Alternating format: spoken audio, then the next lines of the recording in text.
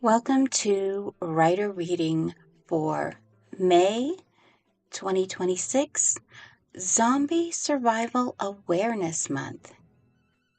This month I will be reading the chapters of How to Become a Crazy Cat Lady to Survive the Zombpocalypse.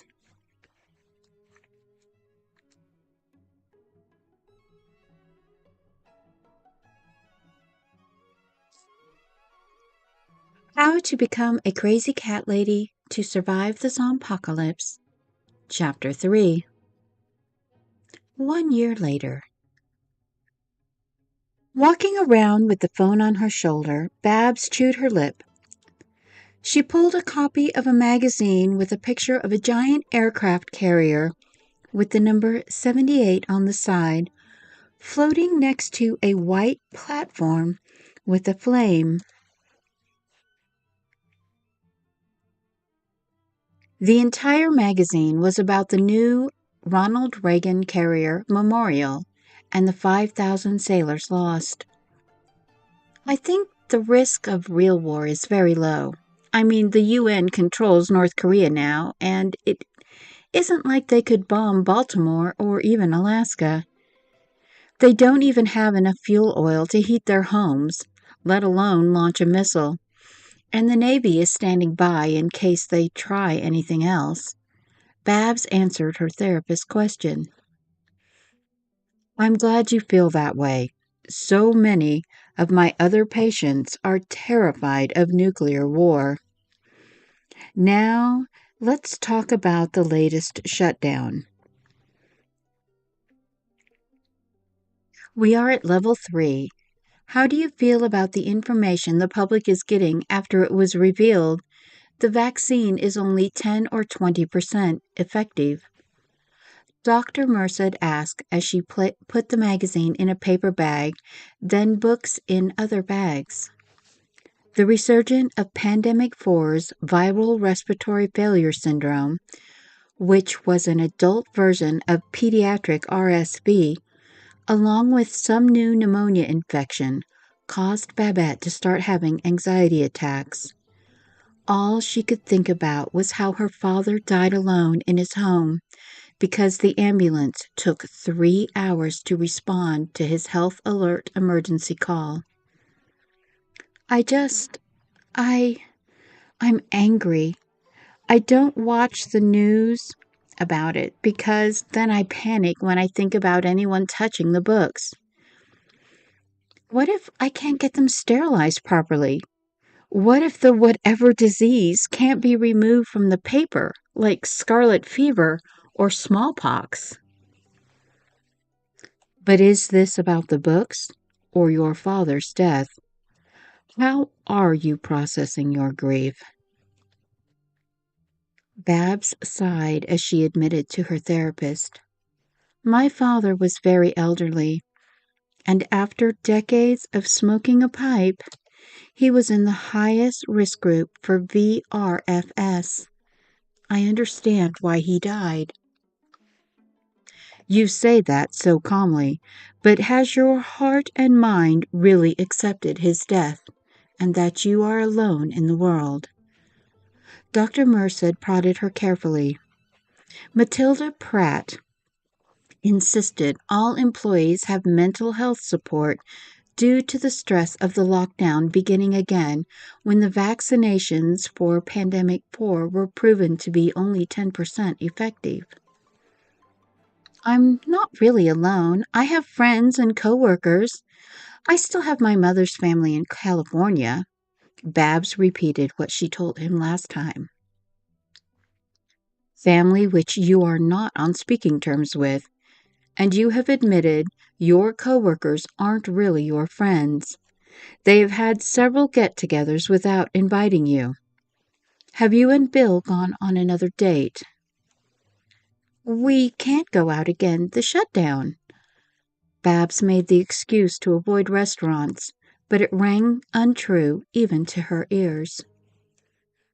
Her one date with the grocery order manager ended with her in the emergency room and being diagnosed with another food allergy. There was a new organic preservative called Farrow's yeast extract, which was supposed to extend the shelf life of food indefinitely. But for people with yeast allergies, it was deadly. Babs had always been mildly allergic to yeast, used to make breads and pastries, yogurts and cheeses, and some processed meats and broths. But this new preservative seemed to be in everything from dried spices to pasta noodles, and in all processed or canned foods. Because it was considered organic, many of the foods on her safe list were now toxic to her, and she had to carry an EpiPen whenever she left home. It was even used as a soak for fresh fruits and vegetables by mass market groceries. The only thing which saved her from starving was it made frozen foods spoil faster once they were thawed, and there were a dozen countries that didn't permit the use of Farrow's yeast for religious or cultural reasons. There are other ways to have a date other than going to a restaurant. You are an excellent cook. Why not take him dinner at work or go to the park for a picnic? The weather is still very nice, and since you are in the same zone, you should be able to spend some time outdoors together. Dr. Merced sounded very concerned as she listened to him helplessly. Finally, he asked, "Are your medications helping, Babette?" "Yes, sir." "And you are doing your daily affirmations and avoiding the news?" "Yes, sir." "Very good. I would like you to try to socialize more, even if it is through the internet. 10 minutes a stop with your elderly library patrons is nice of you, but it isn't a social life like someone your age normally has. Take Bill on a picnic lunch. Bake him cookies. Just be certain he understands you do not hold him responsible for your allergy attack. And tell him what you told me about your interest in possibly pursuing your friendship to the next level."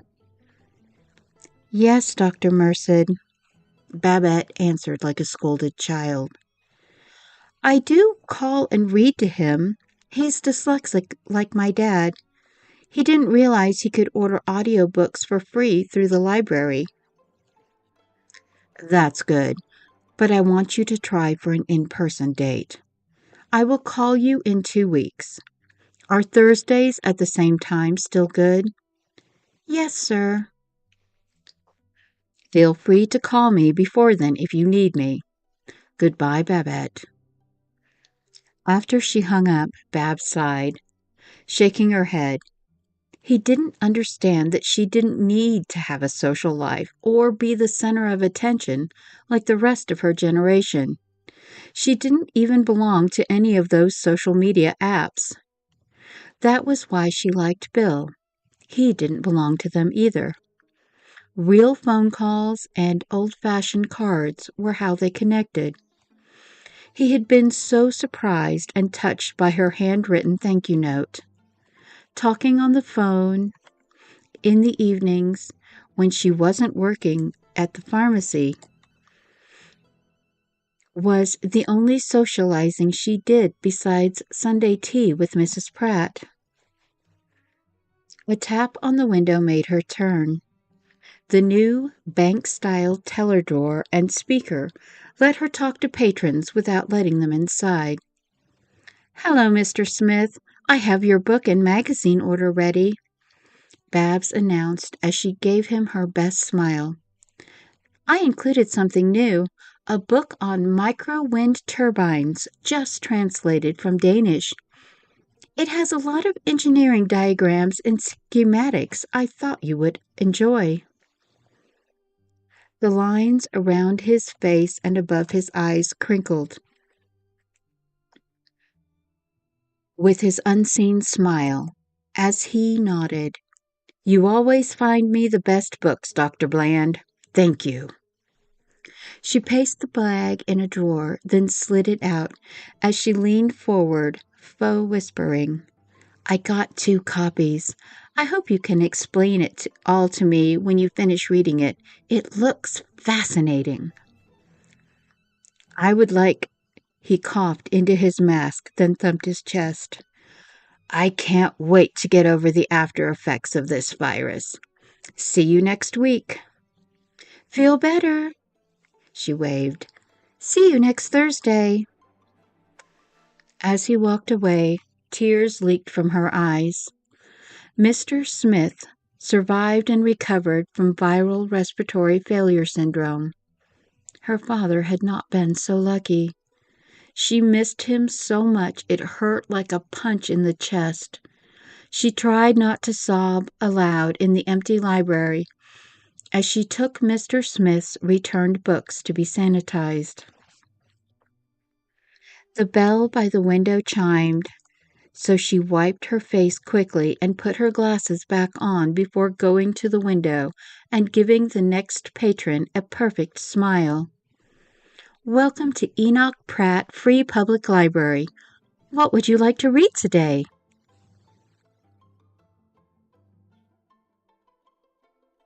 Same week, Pacific Ocean. 2 sailors of the USS Abraham Lincoln aircraft carrier stared over at the massive bulk of the USS Gerald Ford. The giant aircraft carrier had replaced the Reagan after it was sank in the North China Sea. Sitting off the shore of California, the 2 strike groups were supposed to be doing joint maneuvers, but instead they just floated together. "Damn, that thing is huge," Leo Thorpe muttered to Lionel Thorpe.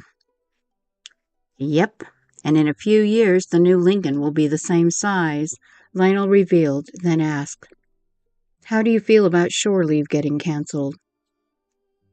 "I could care less one way or the other. Aries is still on the fish, and I won't see him for at least a month," Leo complained to his twin. "Thorpe!" The executive officer called out to them, and they both turned to salute her. "As you were." XO Juana Cortez blinked, then she shook her head with an annoyed expression. She hated having siblings on the same boat. "Captain Lansing wants to see Lieutenant Lionel Thorpe immediately. Something about your grandmother? I guess you better go to Master-at-Arms, Warrant Officer Thorpe." Both men saluted again, then bolted up the stairs. "Do you think she's dead?" Leo muttered over his shoulder to his fraternal twin. "God, I hope that's it. She was so sure the city they found last year was the one with the plague," Leo panted as they arrived at the captain's office near the top of the ship. The Lincoln's chief medical officer blinked at them. "Catch your breath."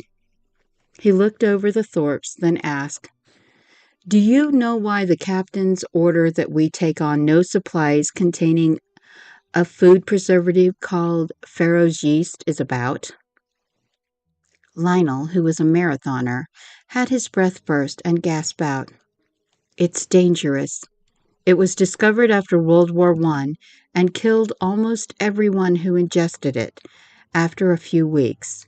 It seems safe because it makes fresh food and prepared foods last for thousands of years, but it isn't.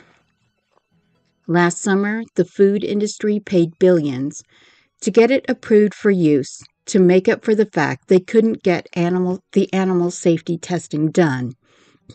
Animals are smart enough to starve rather than eat it. Why?"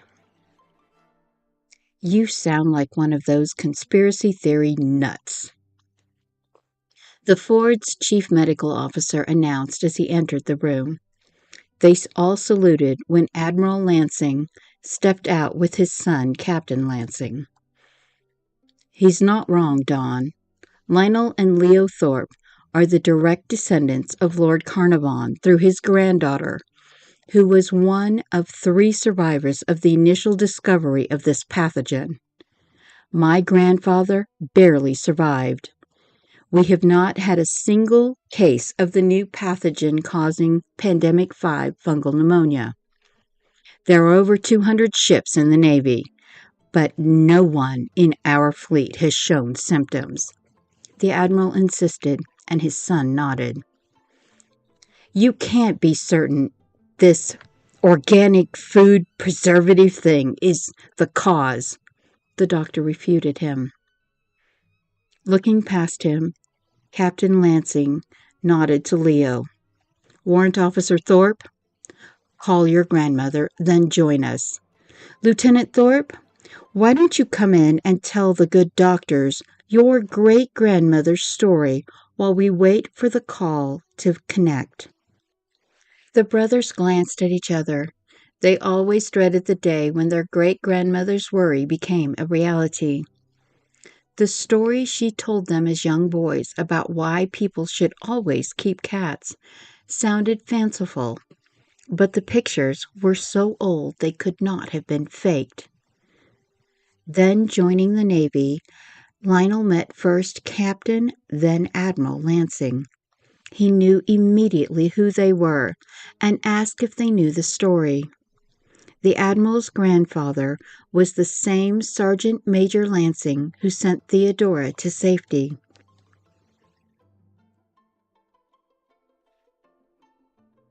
Two decades earlier, Baltimore. The 8-year-old twins stood on their great-grandmother's porch, looking down the street at Patterson Park. Their mother's boyfriend told them to get out, then drove off with her, not even letting her out of the car to say goodbye to them. Do you want to knock? Leo asked. No, you knock, Lionel snapped. You're the oldest. Just knock, Leo growled, then shoved his brother. Lenny shoved him back, and they began to tussle, arguing about who should do it. The door swung open, and a half-dozen cats came out. What do you think you're doing? A beige-haired woman demanded in an imperious tone. They looked at her in shock. Then Leo pulled a letter out of his pocket, stammering, Mom said to give you this, ma'am? She read the letter, and her scowl deepened, making her look fierce and determined. She glanced at the boys, then sighed, softening her expression. I am your great-grandmother, Theodora. It looks like you will be spending the summer with me. I only have 2 rules. Listen to what I say with an intelligent and open mind, and don't harm the cats. Hours passed while Lionel shared all he learned growing up and in school about the possibilities of a disease he had never seen in person. Leo stood or sat silently the entire time. The Admiral listened and answered details his grandfather told him. The doctors and officers from the other ships were shocked, to say the least. An off-duty Secret Service agent went to Theodora's house and set up a camera so she could video conference with them over a satellite uplink. By early evening, they ended the call. The JAG officers glanced at them all. Then the team leader asked, Wasn't the government notified of this, or Strategic Command? The Admiral straightened his spine, taking on a fierce expression. They were, and they tried to retire me. The politicians didn't listen because they wanted the money, and if it went wrong, they thought they would still have an undead workforce. The infected undead continue their routines, in a manner of speaking. My grandfather and Lady Carnarvon Thorpe both reported the dead soldiers returned to digging out the temple, which was what they did before they succumbed. But then they became violent. The ancients claimed the infected warriors bit anything that bled and acted like wolves. The governments of the world have been chasing this place since Lord Carnarvon and his party died of it. Imagine an army of soldiers who died then got back up after being shot and continued fighting until all the enemy were dead, bitten, or dying. He appraised the horrified look of the men and women who stopped eating. My grandfather fled because they were going to lobotomize him to keep the secret. It was only fate that he had a World War I friend who was a spy and helped him escape to America. The old guard understood the danger to us all, but these new politicians think they can maintain control if they just throw money and regulations at the problem. Now they have been adding that stuff to the food supply and feeding it to the people for at least a month, perhaps longer. They are using it to keep food from spoiling rather than deal with the real underlying problems of the current famines and climate change. The Admiral stood, and they all stood with him. I know what you have learned is troubling and unbelievable. I made many decisions to keep the Pacific Fleet safe, which some of you don't agree with. I hope you understand now. We will reconvene in the morning and discuss the need to protect ourselves as the last intact American Defense Force. The public will need us to rescue them soon. Good night. He walked out as they saluted. Zombies! Fungus zombies? I can't believe it. The USS Lincoln's chief medical officer muttered. I can, the Ford's doctor retorted. Fungal zombieism occurs in insects all over the world. Thorpe, is your grandmother certain the source is extraterrestrial? Sir, she told you what the papyrus said. The sunstone, as described, is a meteorite. My great-grandmother has an eidetic memory.